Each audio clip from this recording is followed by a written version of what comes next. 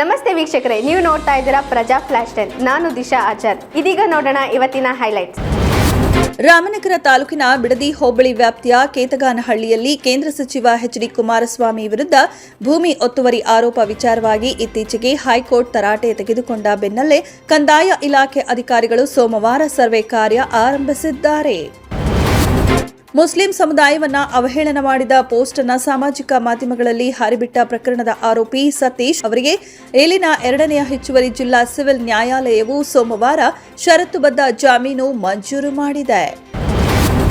ಇನ್ನು ಮುಂದೆ ಶಾಲಾ ಮಕ್ಕಳಿಗೆ ಕೊಡುತ್ತಿದ್ದ ಚಿಕ್ಕಿಯನ್ನ ನಿಲ್ಲಿಸಲಾಗಿದ್ದು, ಮೊಟ್ಟೆ ಹಾಗೂ ಬಾಳೆಹಣ್ಣನ್ನ ಮಾತ್ರ ವಿತರಣೆ ಮಾಡಲು ಸರ್ಕಾರ ಆದೇಶ ಹೊರಡಿಸಿದೆ. ಶಾಲಾ ವಿದ್ಯಾರ್ಥಿಗಳಿಗೆ ಮಧ್ಯಾಹ್ನದ ಉಪಹಾರ ಯೋಜನೆ ಅಡಿ ಪೂರಕ ಪೌಷ್ಟಿಕಾಂಶದ ರೂಪದಲ್ಲಿ ಮೊಟ್ಟೆ ಅಥವಾ ಬಾಳೆಹಣ್ಣನ್ನ ಮಾತ್ರ ವಿತರಣೆ ಮಾಡಬೇಕು, ಚಿಕ್ಕಿ ವಿತರಣೆ ಮಾಡಬಾರದು ಎಂದು ರಾಜ್ಯ ಸರ್ಕಾರ ಇಂದು ಆದೇಶ ನೀಡಿದೆ. ಬೆಂಗಳೂರಿನಲ್ಲಿ ಮೆಟ್ರೋ ಪ್ರಯಾಣದ ದರ ಏರಿಕೆ ಕುರಿತು ನೀಡಿರುವ ಹೇಳಿಕೆಗೆ ಸಂಬಂಧಿಸಿದಂತೆ ಕೇಂದ್ರ ರೈಲ್ವೆ ಮಾಹಿತಿ ಮತ್ತು ಪ್ರಸಾರ ಖಾತೆ ಸಚಿವ ಅಶ್ವಿನಿ ವೈಷ್ಣವ್ ಸಾರ್ವಜನಿಕರ ದಾರಿ ತಪ್ಪಿಸುತ್ತಿದ್ದಾರೆ ಎಂದು ರಾಜ್ಯ ಸಾರಿಗೆ ಸಚಿವ ರಾಮಲಿಂಗಾರೆಡ್ಡಿ ವಾಗ್ದಾಳಿ ನಡೆಸಿದರು. ಕೆಲ ವಿಚಾರಗಳಿಗಾಗಿ ಬೇಸರಗೊಂಡು ಮುಖ್ಯಮಂತ್ರಿ ರಾಜಕೀಯ ಸಲಹೆಗಾರ ಹುದ್ದೆಗೆ ರಾಜೀನಾಮೆ ನೀಡಿದ್ದ ಆಳಂದ ಶಾಸಕ ಬಿಆರ್ ಪಾಟೀಲ್ ಅವರಿಗೆ ಮುಖ್ಯಮಂತ್ರಿ ಸಿದ್ದರಾಮಯ್ಯ ಮತ್ತೊಂದು ಮಹತ್ವದ ಹುದ್ದೆ ಕಲ್ಪಿಸಿದ್ದಾರೆ. ರಾಜ್ಯದ ನೀತಿ ಆಯೋಗ ಮತ್ತು ಯೋಜನಾ ಆಯೋಗದ ಉಪಾಧ್ಯಕ್ಷರಾಗಿ ಬಿಆರ್ ಪಾಟೀಲ್ ಅವರನ್ನ ನೇಮಕ ಮಾಡಿ ಆದೇಶ ಹೊರಡಿಸಲಾಗಿದೆ. ಕೇರಳದ ಯುವ ಕಾಂಗ್ರೆಸ್ ಕಾರ್ಯಕರ್ತರ ಕೊಲೆ ಯೋಜಿತವಾಗಿ ನಡೆಸಿದ ಹೇಯ ಕೃತ್ಯ, ನಮ್ಮ ಭಾರತದ ಪ್ರಜಾಪ್ರಭುತ್ವ ಸಂಸ್ಕೃತಿಗೆ ಮಾಡಿದ ಅಪಮಾನ.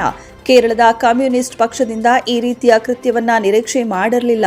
ಹುತಾತ್ಮ ಯುವ ಕಾರ್ಯಕರ್ತರ ಕುಟುಂಬಕ್ಕೆ ಕೆಪಿಸಿಸಿ ವತಿಯಿಂದ 25 ಲಕ್ಷ ರೂಪಾಯಿ ಪರಿಹಾರ ನೀಡಲಾಗುವುದು ಎಂದು ಡಿಸಿಎಂ ಡಿಕೆ ಶಿವಕುಮಾರ್ ಅವರು ಹೇಳಿದರು. ಚುನಾವಣಾ ಆಯುಕ್ತ ಜ್ಞಾನೇಶ್ ಕುಮಾರ್ ಅವರನ್ನ ಮುಂದಿನ ಮುಖ್ಯ ಚುನಾವಣಾ ಆಯುಕ್ತರನ್ನಾಗಿ ನೇಮಿಸಲಾಗಿದೆ ಎಂದು ಕಾನೂನು ಸಚಿವಾಲಯ ತಿಳಿಸಿದೆ. ಚುನಾವಣಾ ಆಯೋಗದ ಸದಸ್ಯರ ನೇಮಕಾತಿ ಕುರಿತು ಹೊಸ ಕಾನೂನಿನ ಅಡಿಯಲ್ಲಿ ನೇಮಕಗೊಂಡ ಮೊದಲ ಸಿಇಸಿ ಕುಮಾರ್ ಆಗಿದ್ದಾರೆ.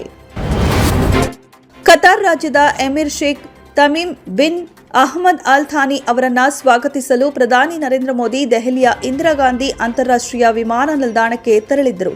ಈ ಮೂಲಕ ಪಿಎಂ ಮೋದಿ ಖುದ್ದು ವಿಮಾನ ನಿಲ್ದಾಣಕ್ಕೆ ತೆರಳಿ ಖತಾರ್ ಅಮೀರ್ ಅವರನ್ನ ಬರಮಾಡಿಕೊಂಡಿದ್ದಾರೆ. WPLನಲ್ಲಿ ಆರ್ಸಿಬಿ ತಂಡ ತನ್ನ ಗೆಲುವಿನ ಸರಣಿಯನ್ನ ಮುಂದುವರೆಸಿದೆ.